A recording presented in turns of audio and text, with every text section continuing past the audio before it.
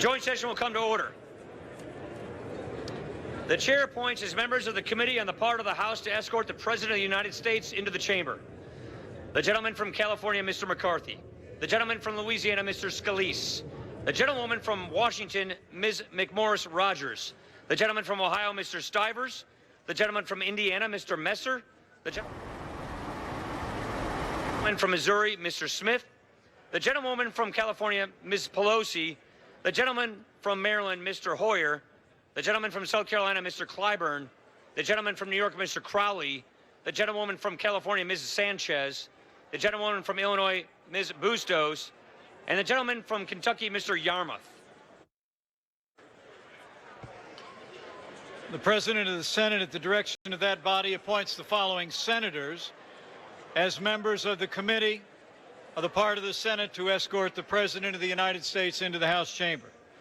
The Senator from Kentucky, Mr. McConnell. The Senator from Texas, Mr. Cornyn. The Senator from Utah, Mr. Hatch. The Senator from South Dakota, Mr. Thune. The Senator from Wyoming, Mr. Barrasso. The Senator from Missouri, Mr. Blunt. The Senator from Colorado, Mr. Gardner. The Senator from New York, Mr. Schumer. The Senator from Washington, Mrs. Murray. The Senator from Michigan, Ms. Stabenow. The Senator from Minnesota, Ms. Klobuchar. The Senator from West Virginia, Mr. Manchin, and the Senator from Wisconsin, Ms. Baldwin. The members of the escort committee will exit the chamber through the lobby doors.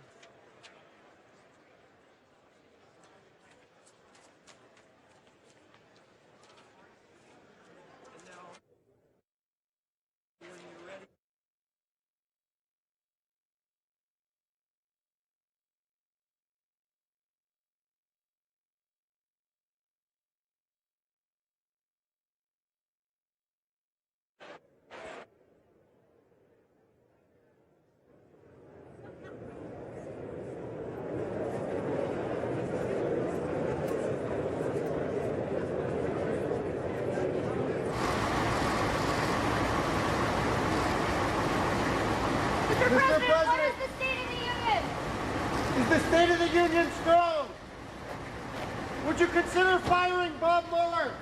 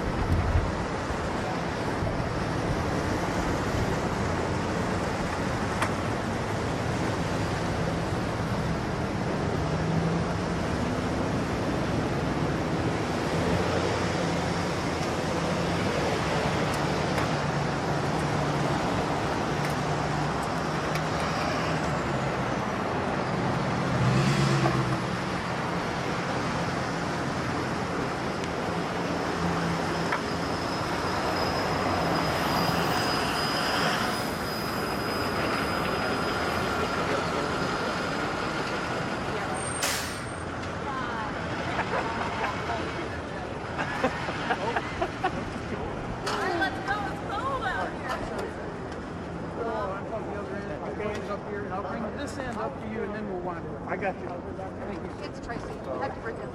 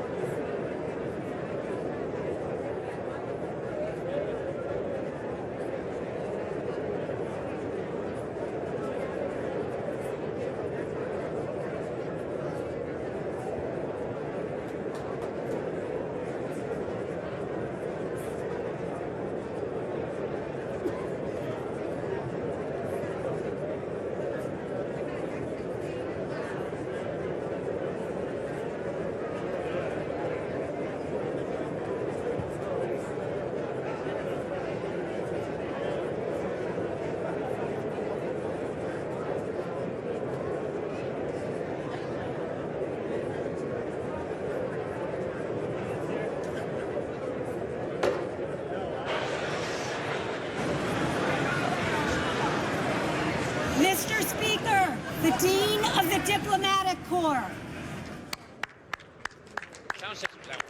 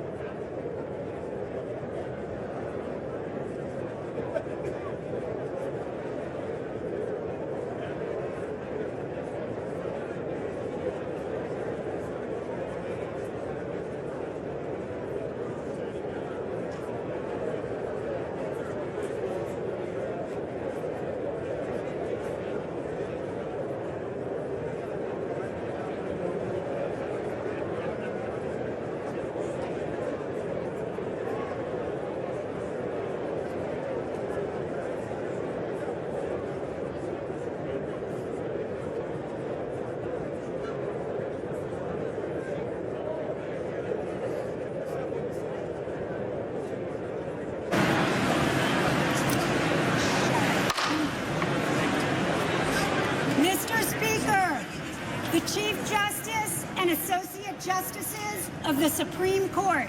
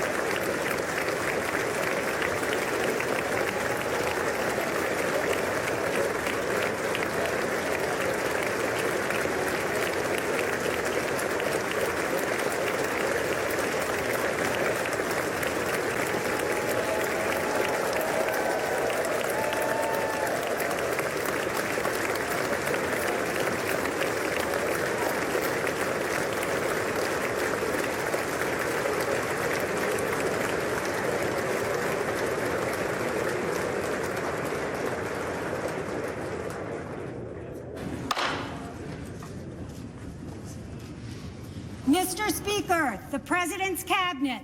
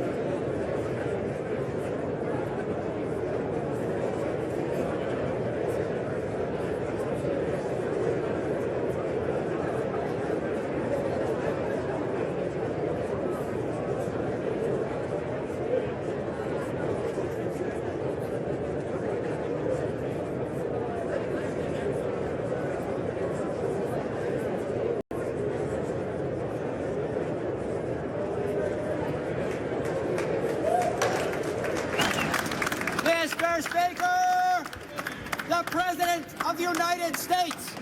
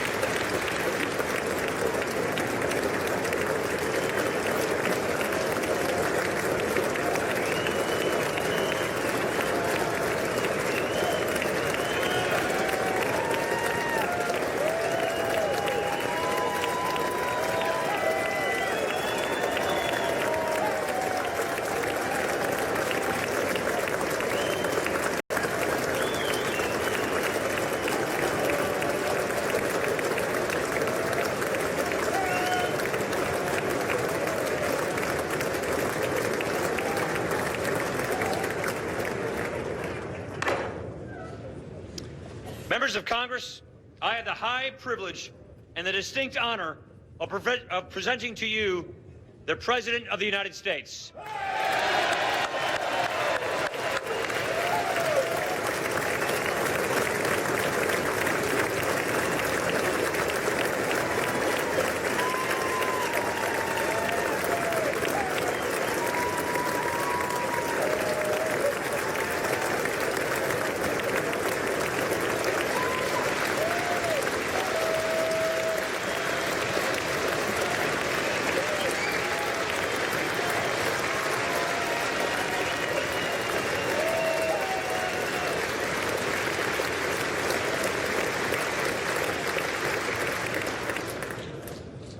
Speaker, Mr. Vice President, members of Congress, the First Lady of the United States, and my fellow Americans. Less than 1 year has passed since I first stood at this podium in this majestic chamber to speak on behalf of the American people and to address their concerns, their hopes, and their dreams. That night, our new administration had already taken very swift action. A new tide of optimism was already sweeping across our land. Each day since, we have gone forward with a clear vision and a righteous mission to make America great again for all Americans.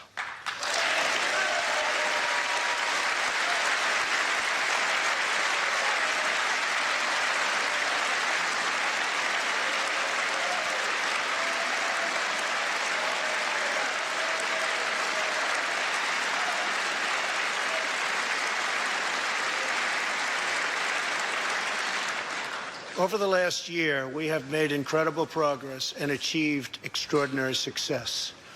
We have faced challenges we expected and others we could never have imagined.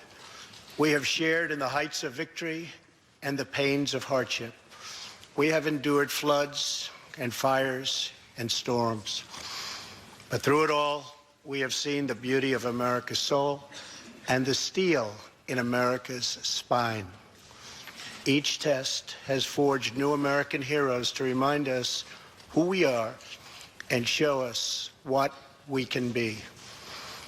We saw the volunteers of the Cajun Navy racing to the rescue with their fishing boats to save people in the aftermath of a totally devastating hurricane. We saw strangers shielding strangers from a hail of gunfire on the Las Vegas Strip. We heard tales of Americans like Coast Guard Petty Officer Ashley Leopard, who is here tonight in the gallery with Melania.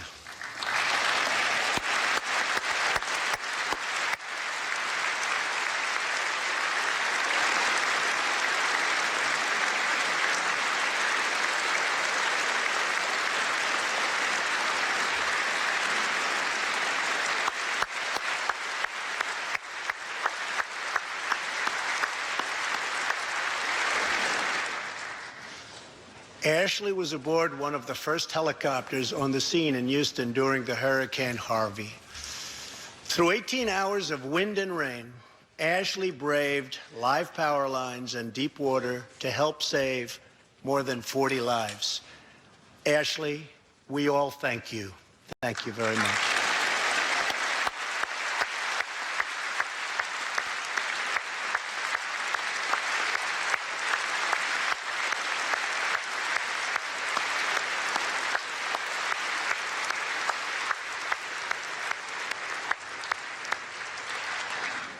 We heard about Americans like firefighter David Dahlberg. He's here with us also. David faced down walls of flame to rescue almost 60 children trapped at a California summer camp threatened by those devastating wildfires. To everyone still recovering in Texas, Florida, Louisiana, Puerto Rico, and the Virgin Islands, everywhere, we are with you. We love you, and we always will pull through together, always.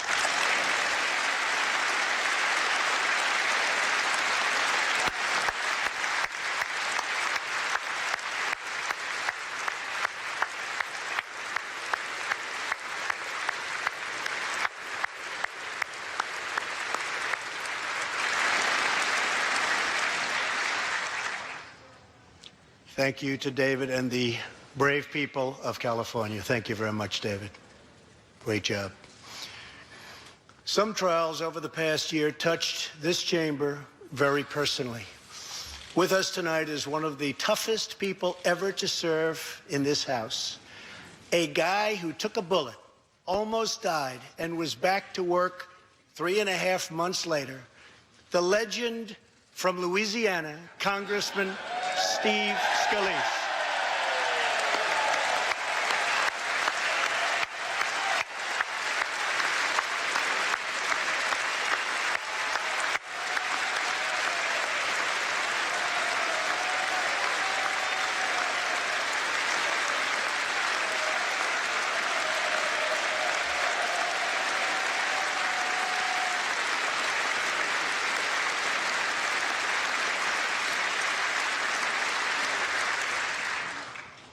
I think they like you, Steve.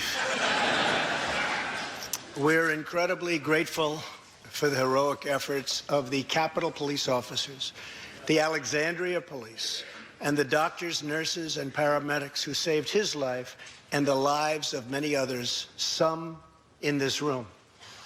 In the aftermath, yes.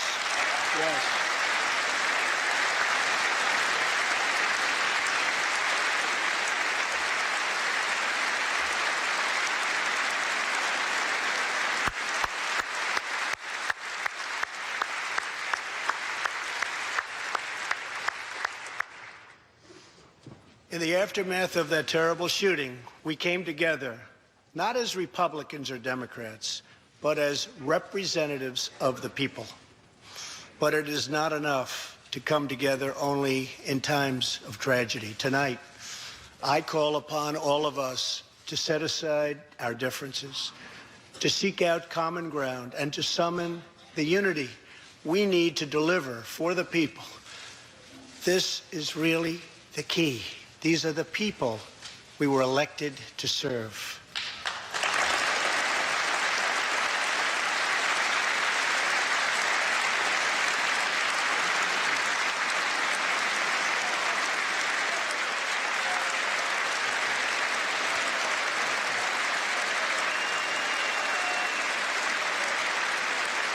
Thank you. Over the last year, the world has seen what we always knew, that no people on earth are so fearless or daring or determined as Americans. If there is a mountain, we climb it. If there's a frontier, we cross it. If there's a challenge, we tame it. If there's an opportunity, we seize it. So let's begin tonight by recognizing that the state of our union is strong because our people are strong.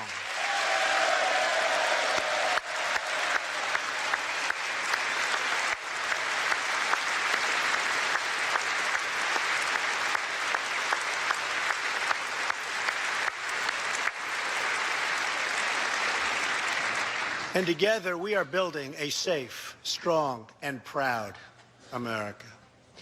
Since the election, we have created 2.4 million new jobs,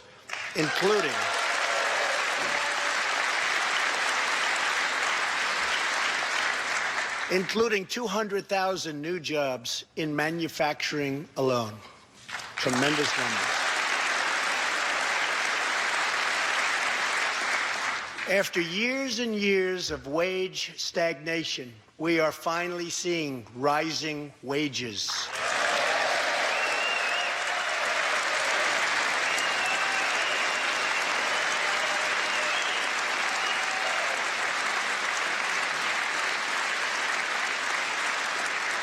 Unemployment claims have hit a 45-year low.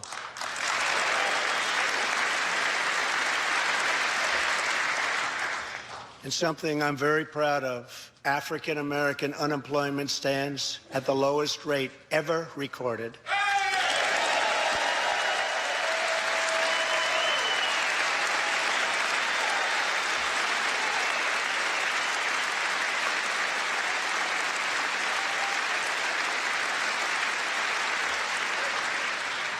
And Hispanic American unemployment has also reached the lowest levels in history.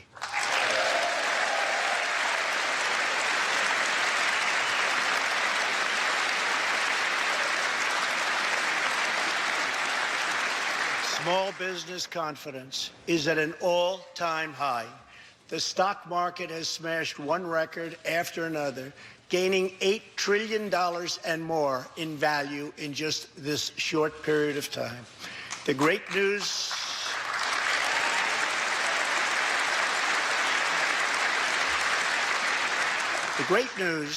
for Americans, 401k, retirement pension, and college savings accounts have gone through the roof.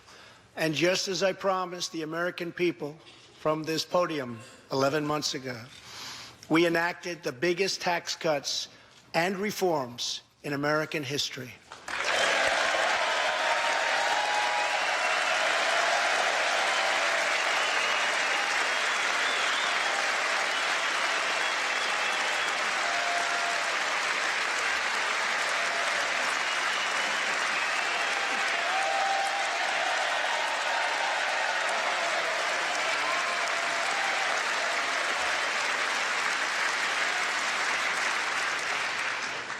Our massive tax cuts provide tremendous relief for the middle class and small business.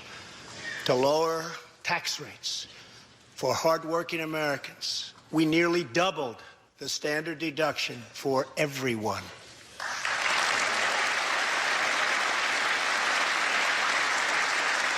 Now, the first $24,000 earned by a married couple is completely tax-free.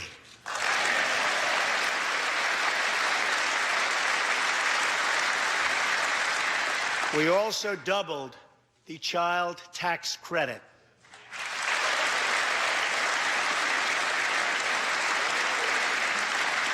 A typical family of four making $75,000 will see their tax bill reduced by $2,000, slashing their tax bill in half.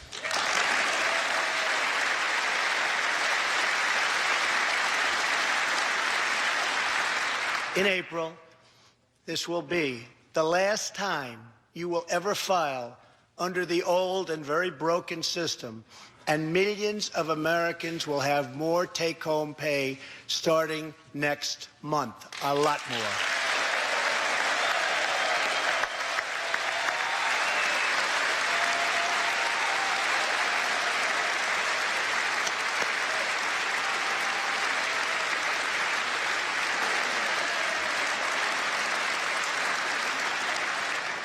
We eliminated an especially cruel tax that fell mostly on Americans making less than $50,000 a year, forcing them to pay tremendous penalties simply because they couldn't afford government-ordered health plans.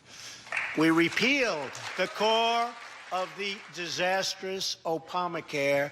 The individual mandate is now gone. Thank heaven.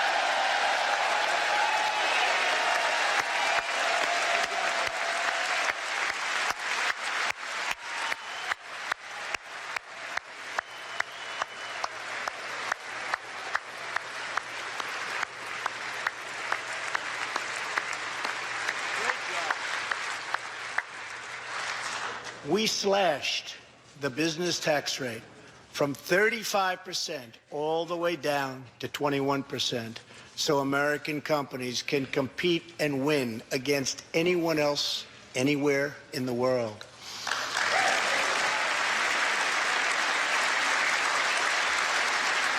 These changes alone are estimated to increase average family income by more than $4,000. A lot of money.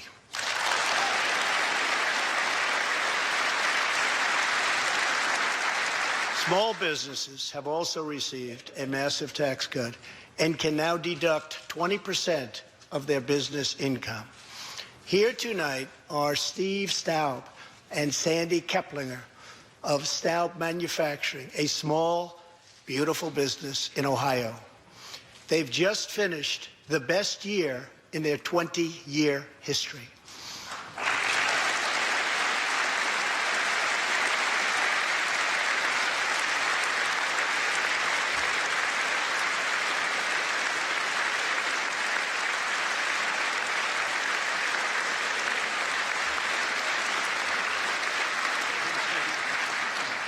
Because of tax reform, they are handing out raises, hiring an additional 14 people, and expanding into the building next door. Good feeling.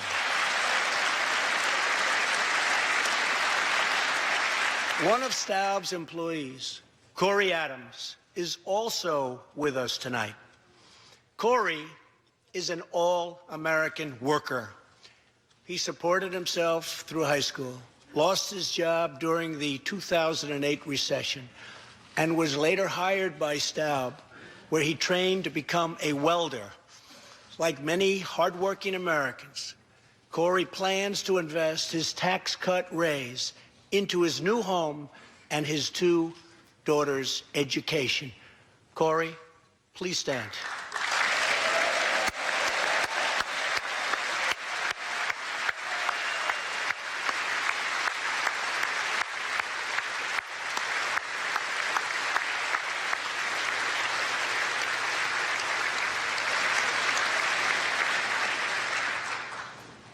and he's a great welder. I was told that by the man that owns that company that's doing so well. So congratulations, Corey. Since we passed tax cuts, roughly 3 million workers have already gotten tax cut bonuses, many of them thousands and thousands of dollars per worker, and it's getting more every month, every week. Apple has just announced it plans to invest a total of $350 billion in America and hire another 20,000 workers.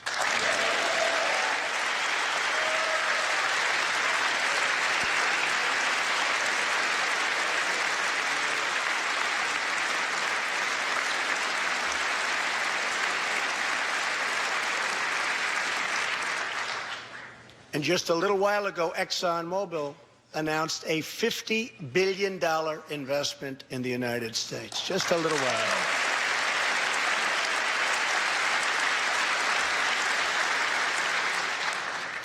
This, in fact, is our new American moment. There has never been a better time to start living the American dream.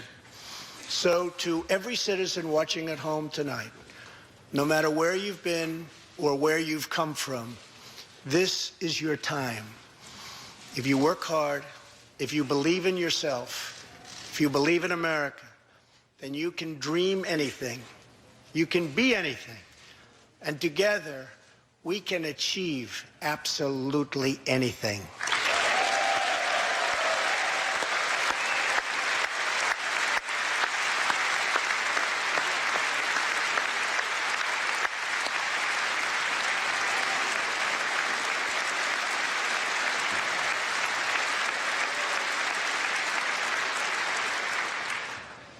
Tonight, I want to talk about what kind of future we're going to have and what kind of a nation we're going to be. All of us together as one team, one people, and one American family can do anything. We all share the same home, the same heart, the same destiny, and the same great American flag.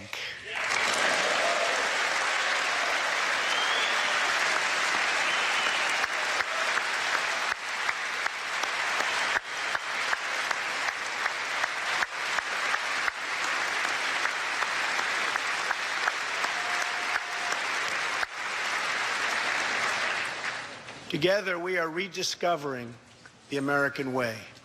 In America, we know that faith and family, not government and bureaucracy, are the center of American life. The motto is, "In God we trust."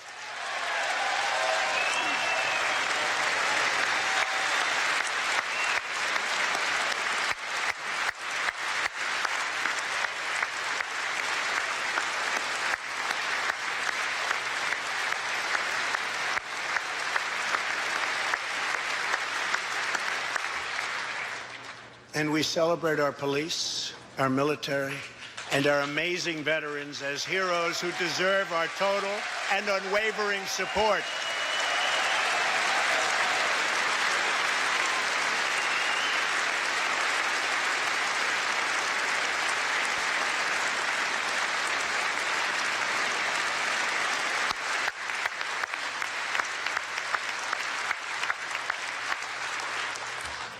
Here tonight is Preston Sharp, a 12-year-old boy from Redding, California, who noticed that veterans' graves were not marked with flags on Veterans Day. He decided all by himself to change that and started a movement that has now placed 40,000 flags at the graves of our great heroes. Preston, a job well done.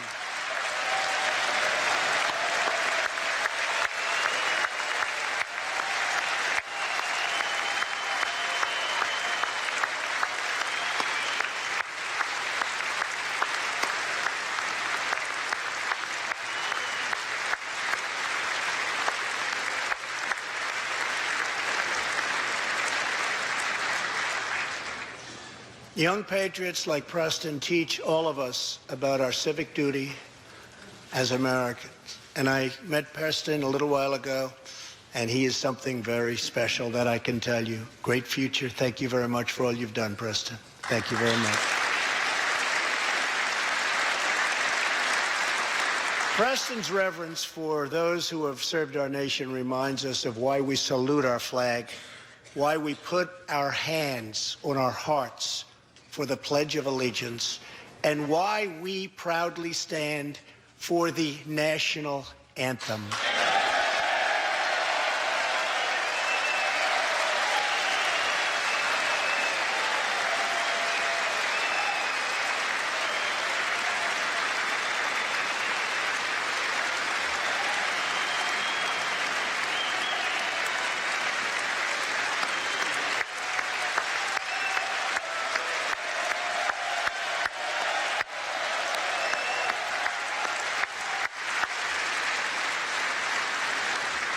Americans love their country, and they deserve a government that shows them the same love and loyalty in return. For the last year, we have sought to restore the bonds of trust between our citizens and their government. Working with the Senate, we are appointing judges who will interpret the Constitution as written, including a great new Supreme Court justice and more circuit court judges than any new administration in the history of our country.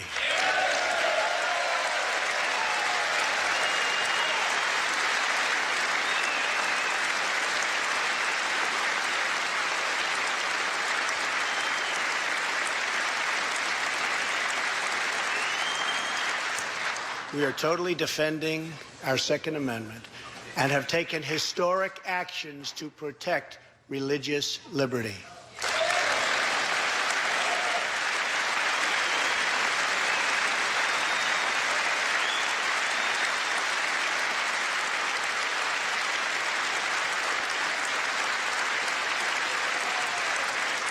And we are serving our brave veterans, including giving our veterans choice in their health care decisions.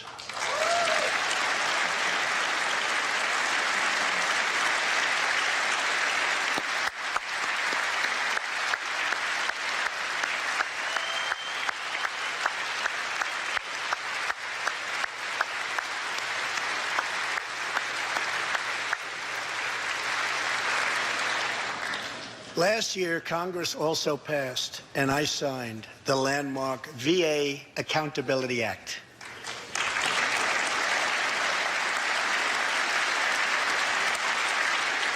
Since its passage, my administration has already removed more than 1,500 VA employees who failed to give our veterans the care they deserve.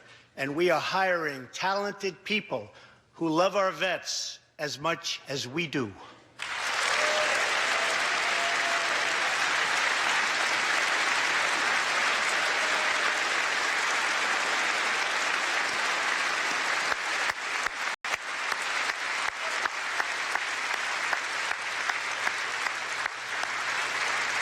And I will not stop until our veterans are properly taken care of, which has been my promise to them from the very beginning of this great journey.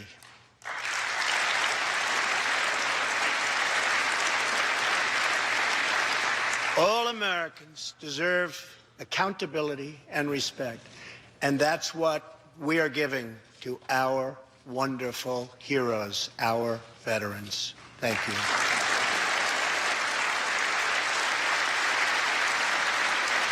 So tonight I call on Congress to empower every cabinet secretary with the authority to reward good workers and to remove federal employees who undermine the public trust or fail the American people.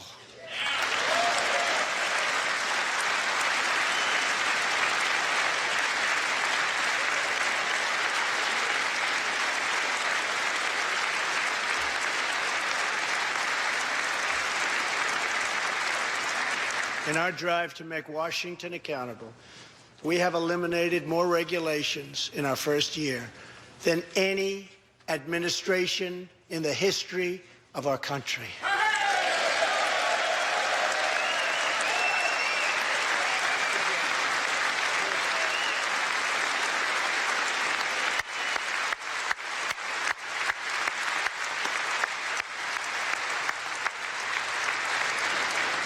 We have ended the war on American energy, and we have ended the war on beautiful, clean coal.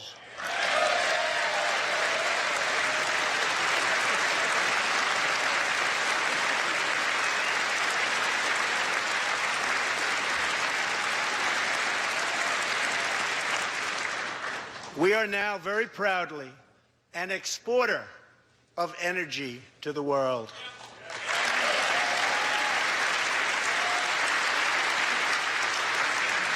In Detroit, I halted government mandates that crippled America's great, beautiful auto workers so that we can get Motor City revving its engines again, and that's what's happening.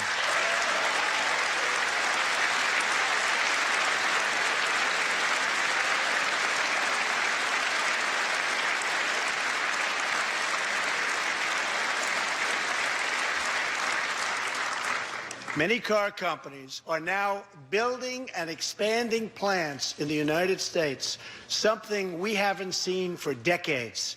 Chrysler is moving a major plant from Mexico to Michigan.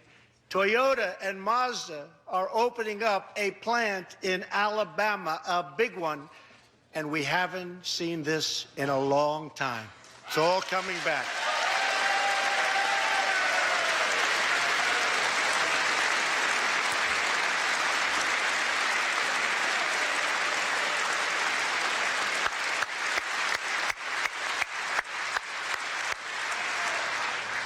Very soon, auto plants and other plants will be opening up all over our country. This is all news Americans are totally unaccustomed to hearing. For many years, companies and jobs were only leaving us. But now, they are roaring back, they're coming back. They want to be where the action is. They want to be in the United States of America. That's where they want to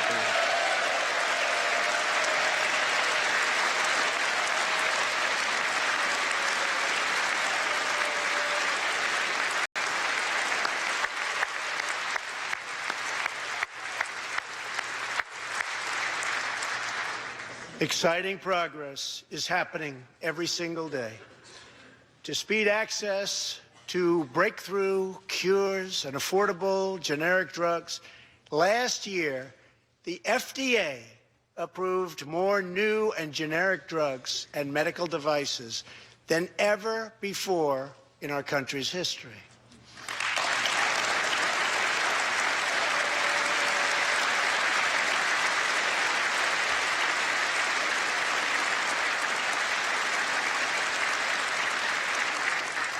We also believe that patients with terminal conditions, terminal illness, should have access to experimental treatment immediately that could potentially save their lives. People who are terminally ill should not have to go from country to seek a cure. I want to give them a chance right here at home. It's time for Congress to give these wonderful, incredible Americans the right to try.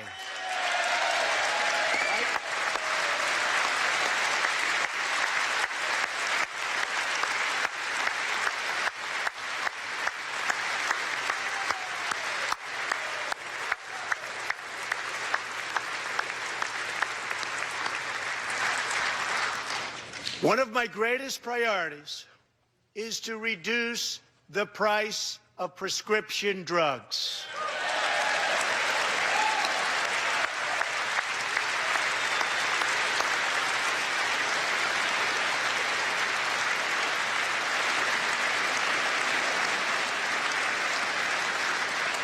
In many other countries, these drugs cost far less than what we pay in the United States, and it's very, very unfair.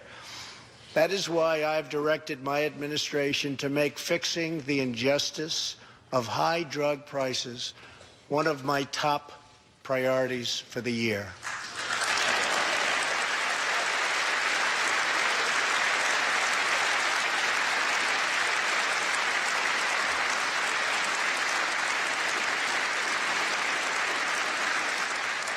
and prices will come down substantially.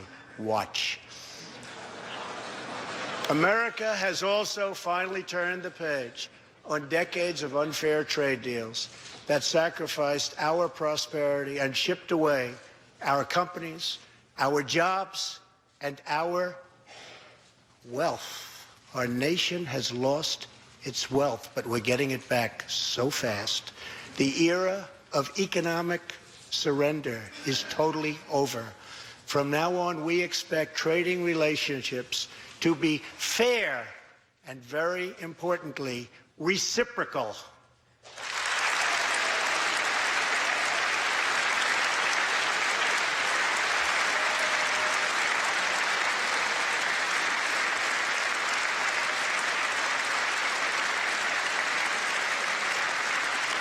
We will work to fix bad trade deals and negotiate new ones, and they'll be good ones, but they'll be fair. And we will protect American workers and American intellectual property through strong enforcement of our trade rules.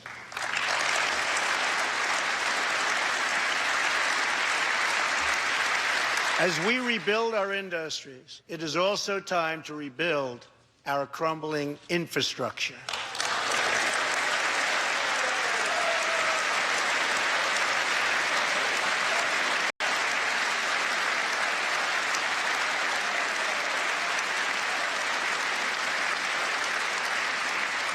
America is a nation of builders. We built the Empire State Building in just 1 year. Isn't it a disgrace that it can now take 10 years just to get a minor permit approved for the building of a simple road?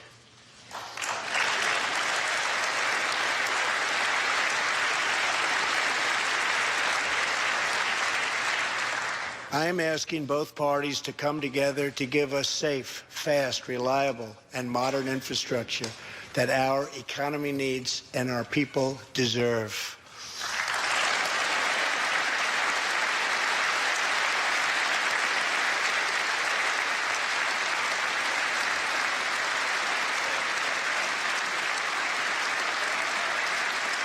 Tonight, I'm calling on Congress to produce a bill that generates at least $1.5 trillion for the new infrastructure investment that our country so desperately needs. Every federal dollar should be leveraged by partnering with state and local governments and, where appropriate, tapping into private sector investment to permanently fix the infrastructure deficit, and we can do it.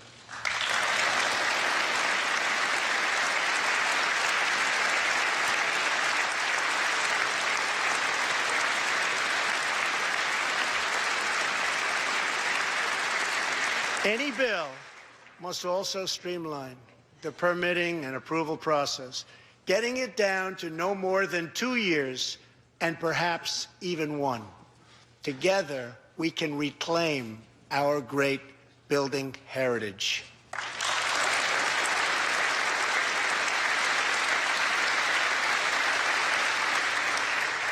We will build gleaming new roads, bridges, highways, railways, and waterways all across our land.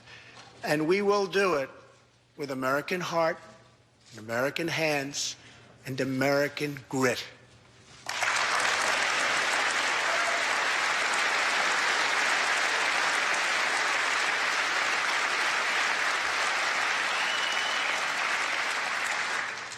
We want every American to know the dignity of a hard day's work. We want every child to be safe in their home at night. And we want every citizen to be proud of this land that we all love so much. We can lift our citizens from welfare to work, from dependence to independence, and from poverty to prosperity. As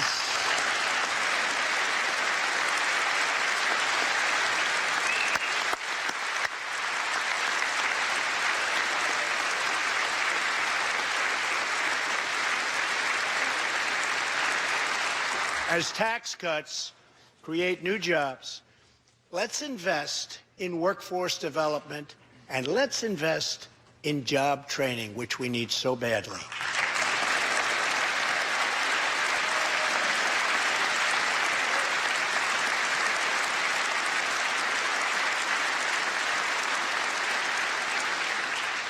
Let's open great vocational schools so our future workers can learn a craft and realize their full potential.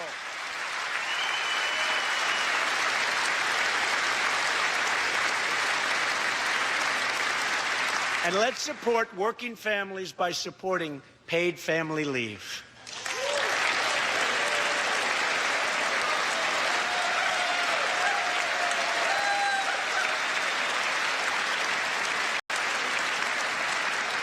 As America regains its strength, opportunity must be extended to all citizens. That is why this year we will embark on reforming our prisons to help former inmates who have served their time get a second chance at life.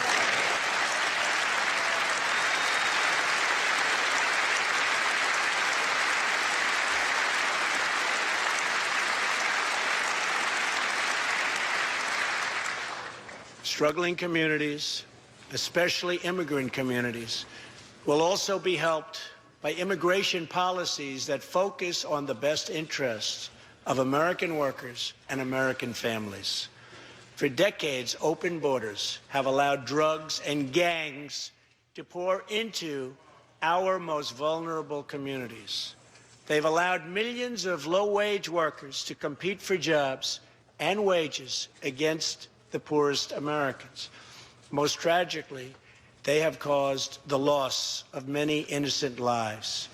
Here tonight are two fathers and two mothers, Evelyn Rodriguez, Freddie Cuevas, Elizabeth Alvarado, and Robert Mickens. Their two teenage daughters, Kayla Cuevas and Nisa Mickens, were close friends on Long Island. But in September 2016, on the eve of Nisa's 16th birthday, such a happy time it should have been, neither of them came home. These two precious girls were brutally murdered while walking together in their hometown. 6 members of the savage MS-13 gang have been charged with Kayla and Nisa's murders. Many of these gang members took advantage of glaring loopholes in our laws to enter the country as illegal, unaccompanied, alien minors and wound up in Kayla and Nisa's high school. Evelyn, Elizabeth, Freddie, and Robert, tonight everyone in this chamber is praying for you. Everyone in America is grieving for you. Please stand. Thank you very much.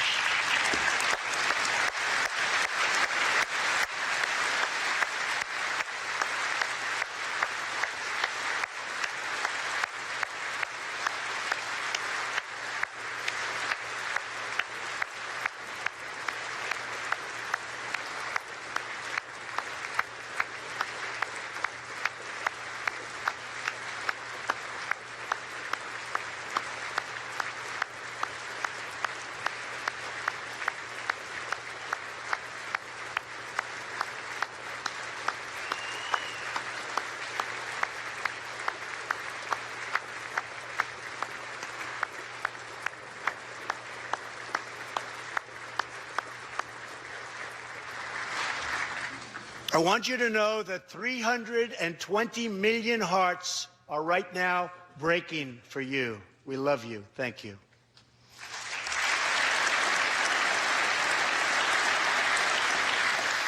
While we cannot imagine the depths of that kind of sorrow, we can make sure that other families never have to endure this kind of pain.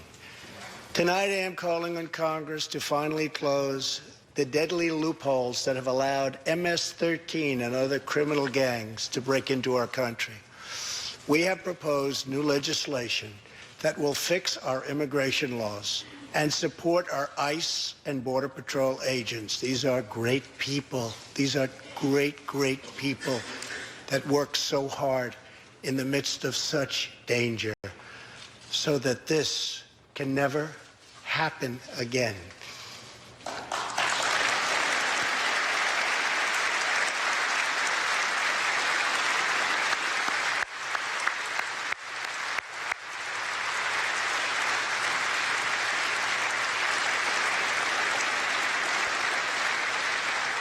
The United States is a compassionate nation.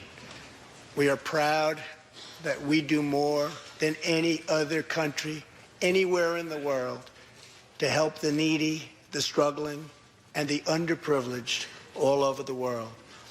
But as President of the United States, my highest loyalty, my greatest compassion, my constant concern is for America's children, America's struggling workers, and America's forgotten communities.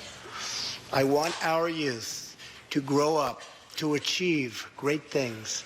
I want our poor to have their chance to rise. So tonight I am extending an open hand to work with members of both parties, Democrats and Republicans, to protect our citizens of every background, color, religion, and creed.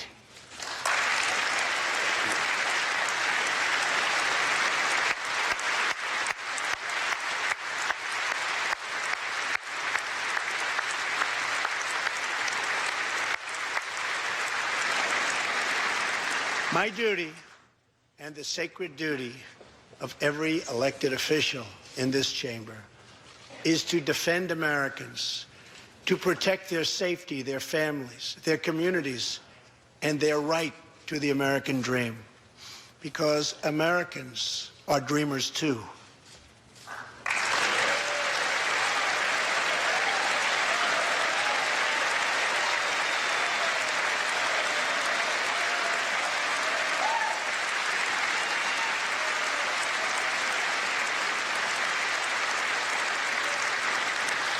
Here tonight is one leader in the effort to defend our country, Homeland Security Investigation Special Agent Celestino Martinez. He goes by DJ and CJ. He said, call me either one.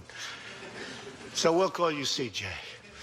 Served 15 years in the Air Force before becoming an ICE agent and spending the last 15 years fighting gang violence and getting dangerous criminals off of our streets. Tough job. At one point, MS-13 leaders ordered CJ's murder, and they wanted it to happen quickly. But he did not cave to threats or to fear. Last May, he commanded an operation to track down gang members on Long Island. His team has arrested nearly 400, including more than 220 MS-13 gang members. And I have to tell you, what the Border Patrol and ICE have done, we have sent thousands and thousands and thousands of MS-13 horrible people out of this country or into our prisons. So I just want to congratulate you, CJ. You're a brave guy. Thank you very much.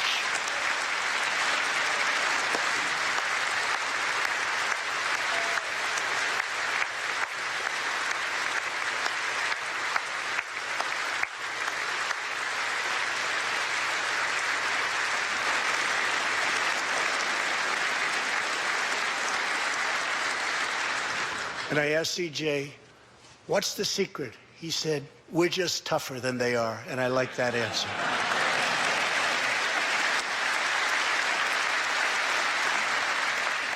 Now let's get Congress to send you, and all of the people in this great chamber have to do it. We have no choice. CJ, we're going to send you reinforcements, and we're going to send them to you quickly. It's what you need.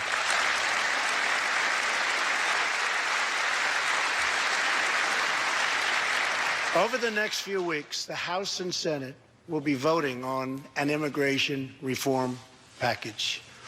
In recent months, my administration has met extensively with both Democrats and Republicans to craft a bipartisan approach to immigration reform. Based on these discussions, we presented Congress with a detailed proposal that should be supported by both parties as a fair compromise, one where nobody gets everything they want, but where our country gets the critical reforms it needs and must have.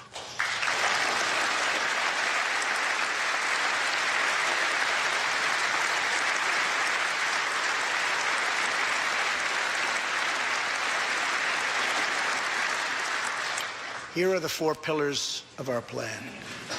The first pillar of our framework generously offers a path to citizenship for 1.8 million illegal immigrants who were brought here by their parents at a young age. That covers almost 3 times more people than the previous administration covered.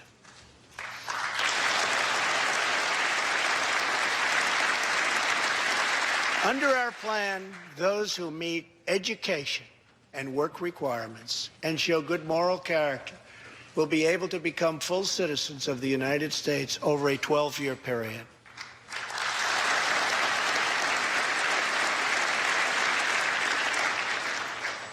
The second pillar fully secures the border.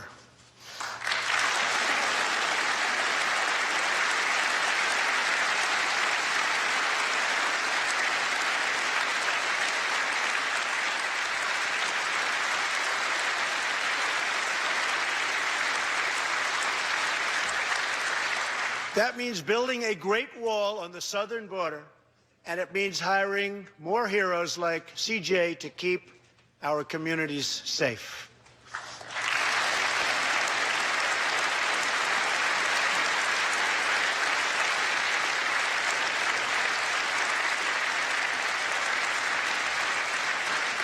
Crucially, our plan closes the terrible loopholes exploited by criminals and terrorists to enter our country, and it finally ends the horrible and dangerous practice of catch and release.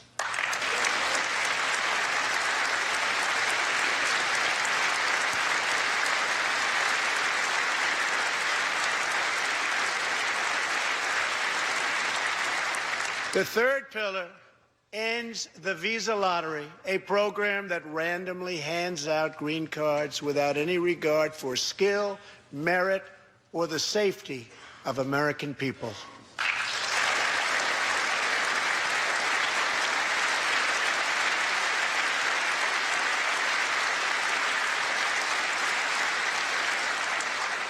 It's time to begin moving toward a merit-based immigration system, one that admits people who are skilled, who want to work, who will contribute to our society, and who will love and respect our country.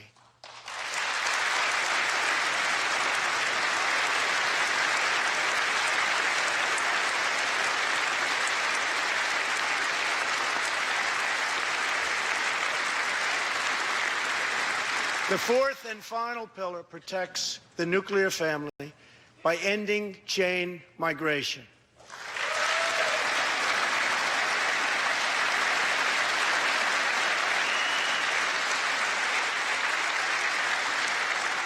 Under the current broken system, a single immigrant can bring in virtually unlimited numbers of distant relatives.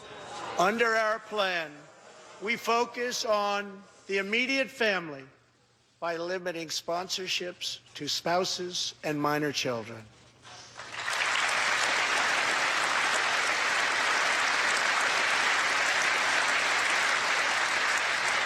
This vital reform is necessary not just for our economy, but for our security and for the future of America.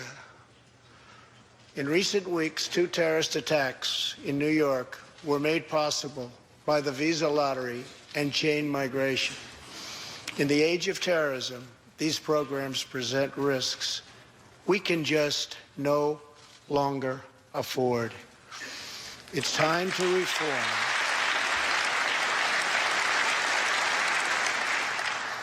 these outdated immigration rules and finally bring our immigration system into the 21st century.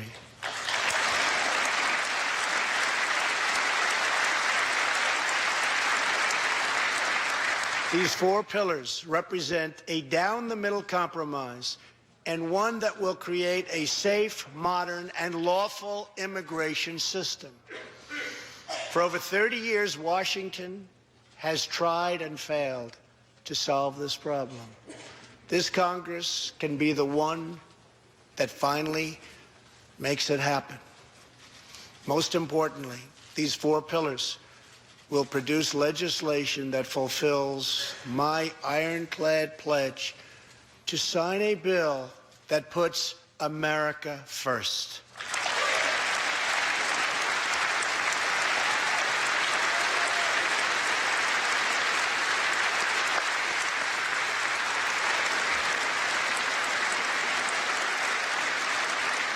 So let's come together, set politics aside, and finally get the job done.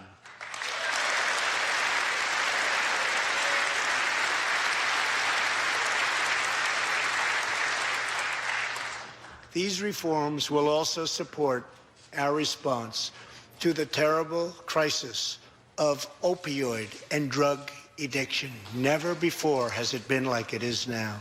It is terrible. We have to do something about it. In 2016, we lost 64,000 Americans to drug overdoses, 174 deaths per day, 7 per hour. We must get much tougher on drug dealers and pushers if we are going to succeed in stopping this scourge.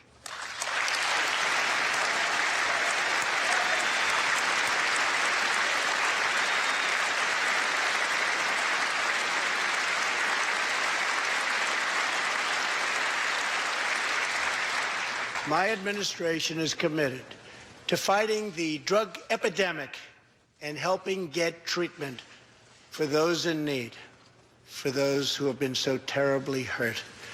The struggle will be long and it will be difficult, but as Americans always do, in the end, we will succeed, we will prevail.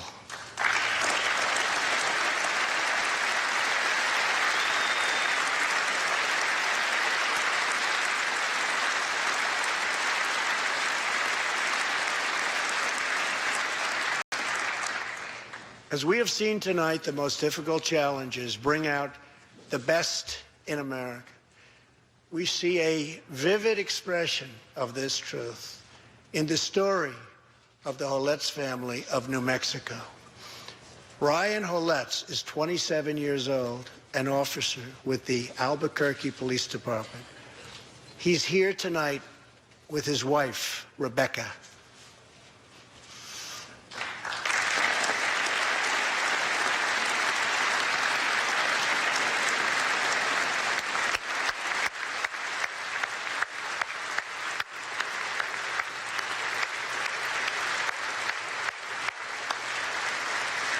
Thank you, Ryan.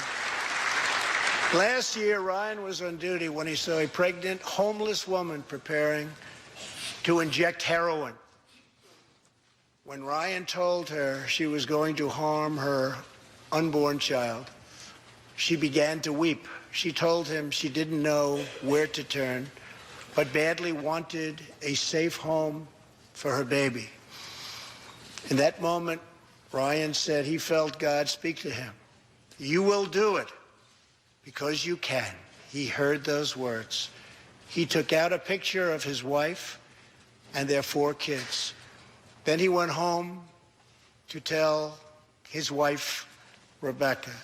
In an instant, she agreed to adopt. The Holetz named their new daughter Hope. Ryan and Rebecca, you embody the goodness of our nation. Thank you.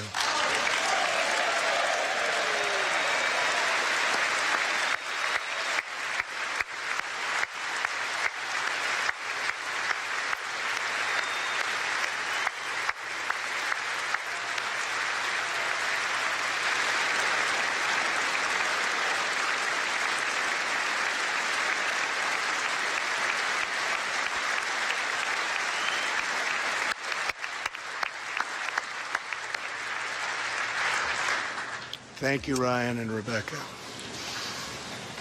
As we rebuild America's strength and confidence at home, we are also restoring our strength and standing abroad.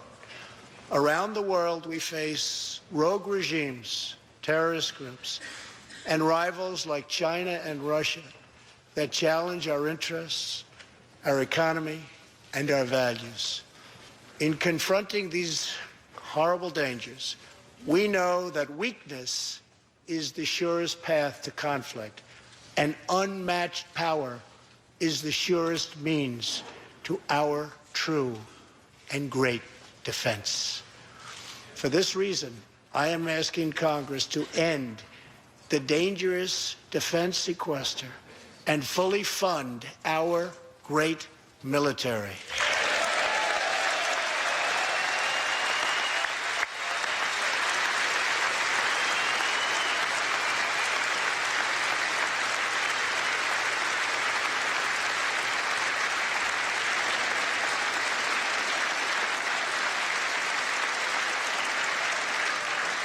As part of our defense, we must modernize and rebuild our nuclear arsenal, hopefully never having to use it, but making it so strong and so powerful that it will deter any acts of aggression by any other nation or anyone else.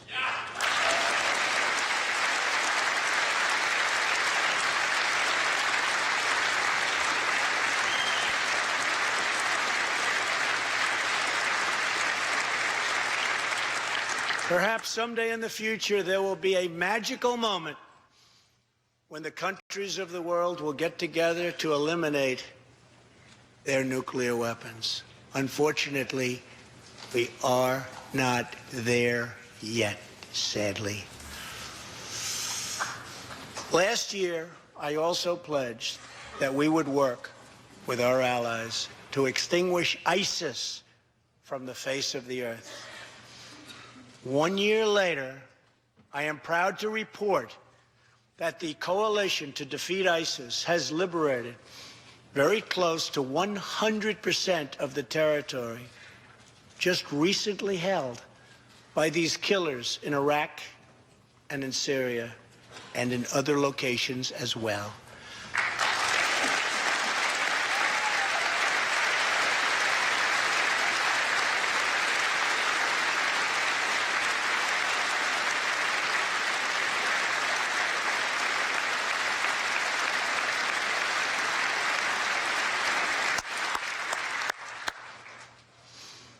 But there is much more work to be done.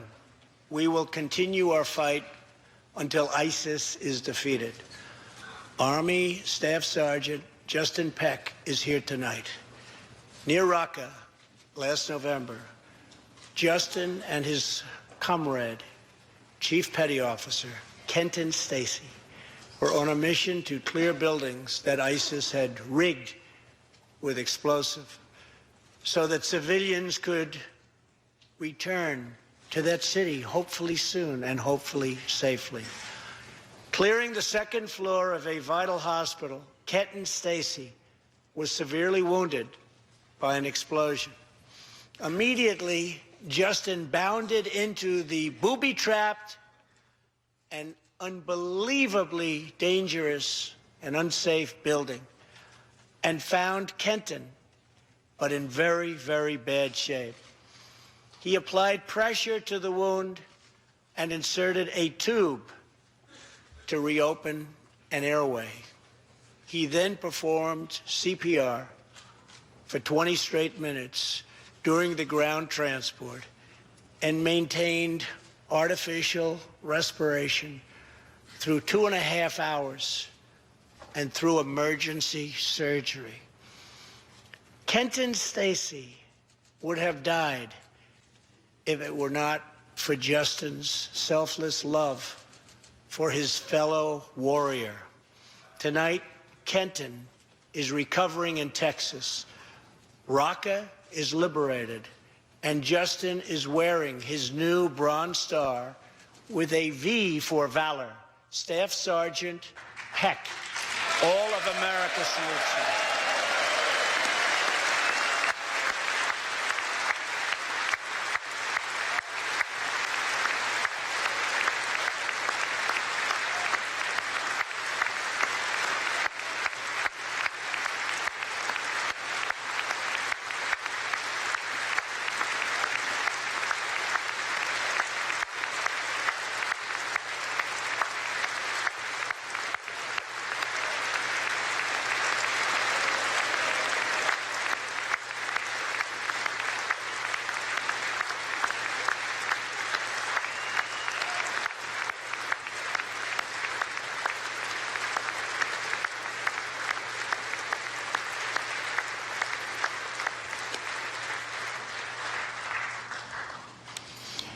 Terrorists who do things like place bombs in civilian hospitals are evil. When possible, we have no choice but to annihilate them. When necessary, we must be able to detain and question them. But we must be clear. Terrorists are not merely criminals. They are unlawful enemy combatants.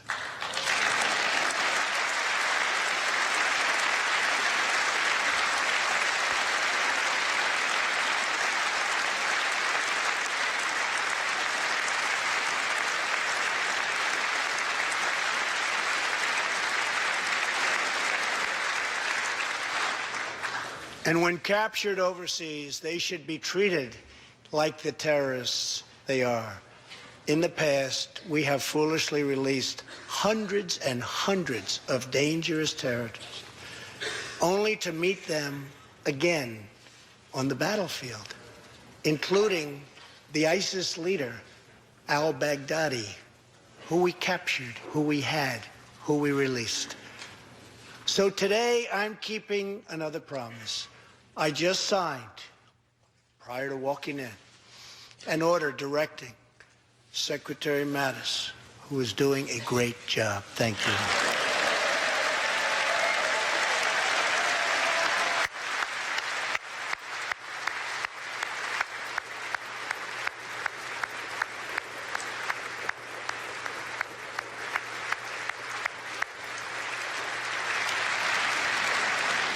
To re-examine our military detention policy and to keep open the detention facilities in Guantanamo Bay.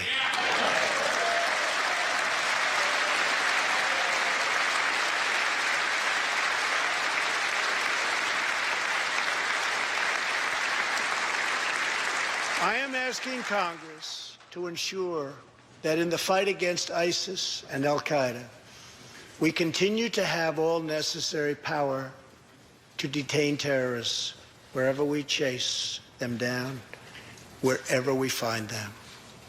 And in many cases, for them, it will now be Guantanamo Bay.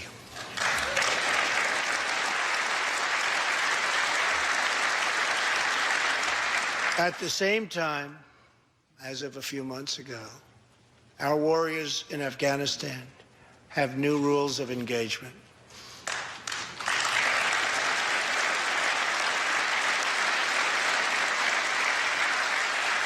Along with their heroic Afghan partners, our military is no longer undermined by artificial timelines, and we no longer tell our enemies our plans.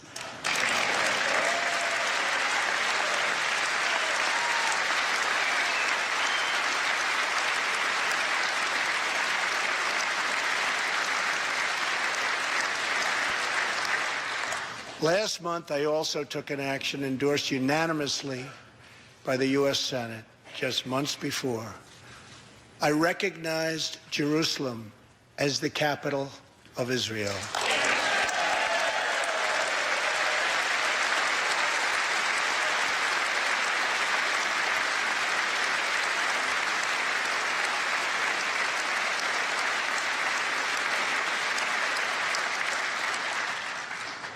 Shortly afterwards, dozens of countries voted in the United Nations General Assembly against America's sovereign right to make this decision. In 2016, American taxpayers generously sent those same countries more than $20 billion in aid. That is why tonight I am asking Congress to pass legislation to help ensure American foreign assistance dollars always serve American interests and only go to friends of America, not enemies of America.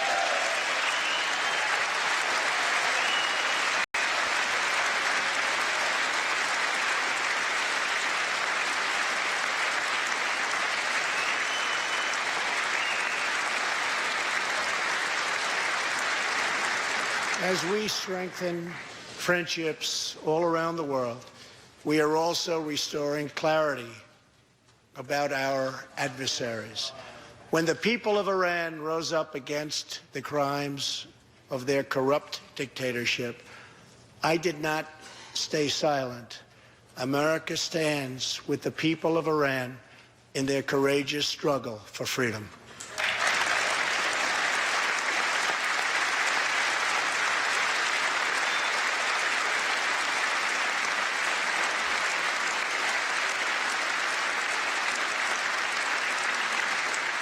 I am asking Congress to address the fundamental flaws in the terrible Iran nuclear deal.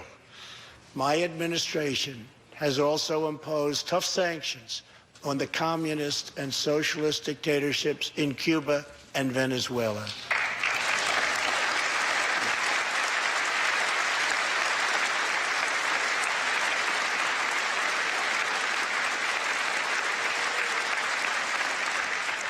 But no regime has oppressed its own citizens more totally or brutally than the cruel dictatorship in North Korea. North Korea's reckless pursuit of nuclear missiles could very soon threaten our homeland. We are waging a campaign of maximum pressure to prevent that from ever happening. Past experience has taught us that complacency and concessions only invite aggression and provocation. I will not repeat the mistakes of past administrations that got us into this very dangerous position.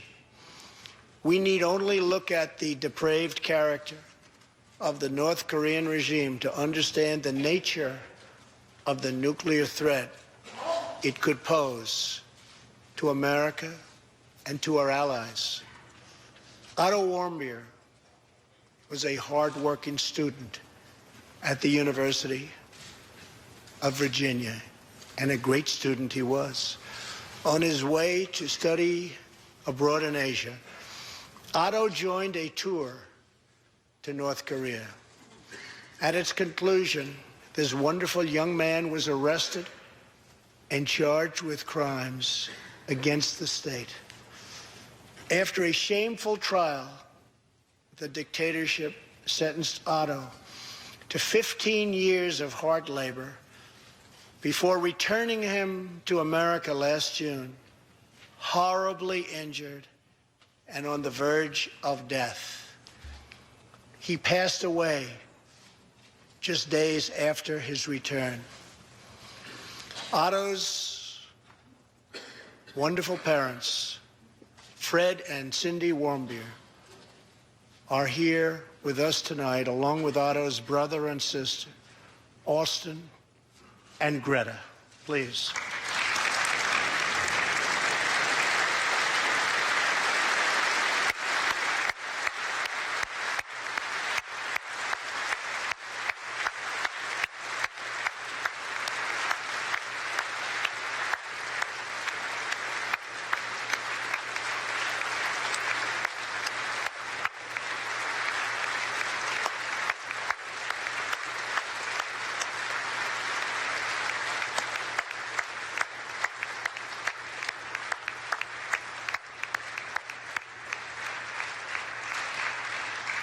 Incredible people. You are powerful witnesses to a menace that threatens our world, and your strength truly inspires us all. Thank you very much. Thank you.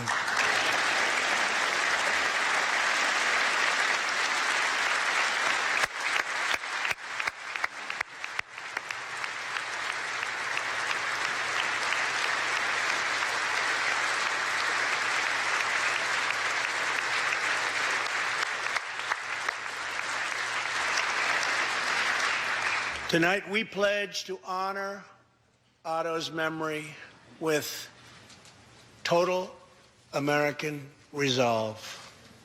Thank you. Finally,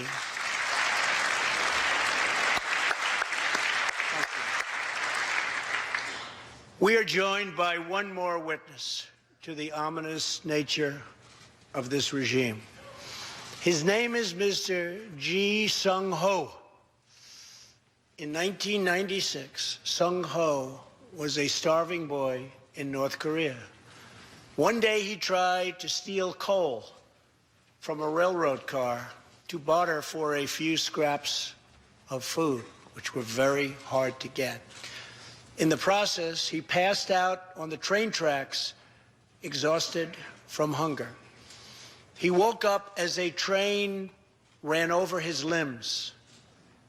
He then endured multiple amputations without anything to dull the pain or the hurt.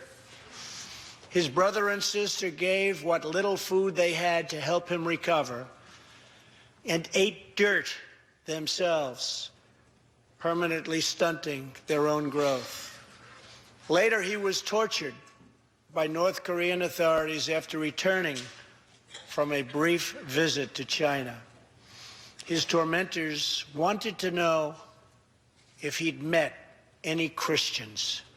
He had, and he resolved after that to be free. Sung Ho traveled thousands of miles on crutches all across China and Southeast Asia to freedom. Most of his family followed. His father was caught trying to escape and was tortured to death. Today, he lives in Seoul, where he rescues other defectors and broadcasts into North Korea what the regime fears most, the truth. Today, he has a new leg, but Sung Ho, I understand you still keep those old crutches as a reminder of how far you've come. Your great sacrifice is an inspiration to us all. Please, thank you.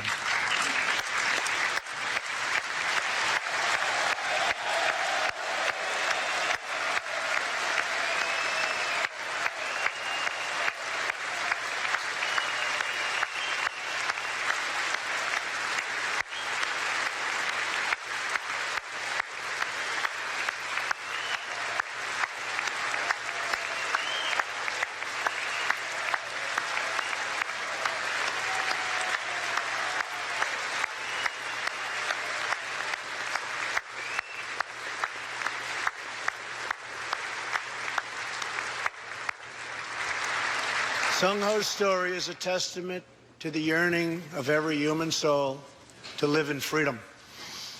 It was that same yearning for freedom that nearly 250 years ago gave birth to a special place called America. It was a small cluster of colonies caught between a great ocean and a vast wilderness.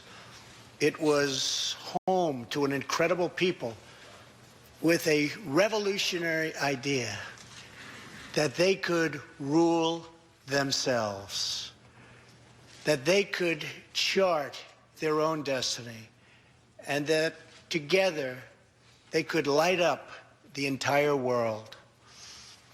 That is what our country has always been about. That is what Americans have always stood for, always strived for, and always done. Atop the dome of this Capitol stands the Statue of Freedom. She stands tall and dignified among the monuments to our ancestors who fought and lived and died to protect her. Monuments to Washington and Jefferson and Lincoln and King. Memorials to the heroes of Yorktown and Saratoga, to young Americans who shed their blood on the shores of Normandy and the fields beyond, and others who went down in the waters of the Pacific and the skies all over Asia. And freedom stands tall over one more monument, this one. This Capitol, this living monument, this is the monument to the American people.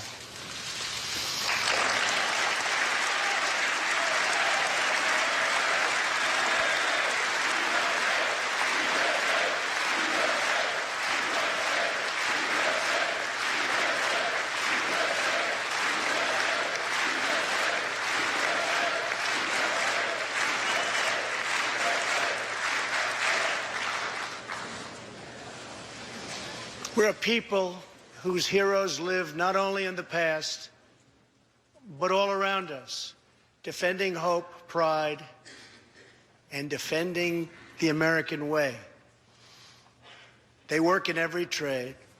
They sacrifice to raise a family. They care for our children at home. They defend our flag abroad. And they are strong moms and brave kids. They are firefighters and police officers and border agents, medics and Marines. But above all else, they are Americans. And this capital, this city, this nation belongs entirely to them.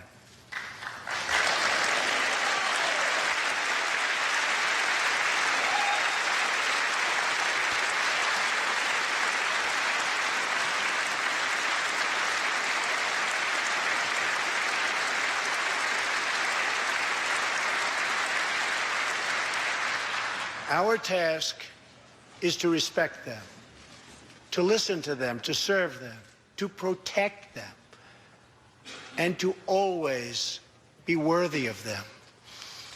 Americans fill the world with art and music. They push the bounds of science and discovery, and they forever remind us of what we should never, ever forget. The people dreamed this country. The people built this country. And it's the people who are making America great again.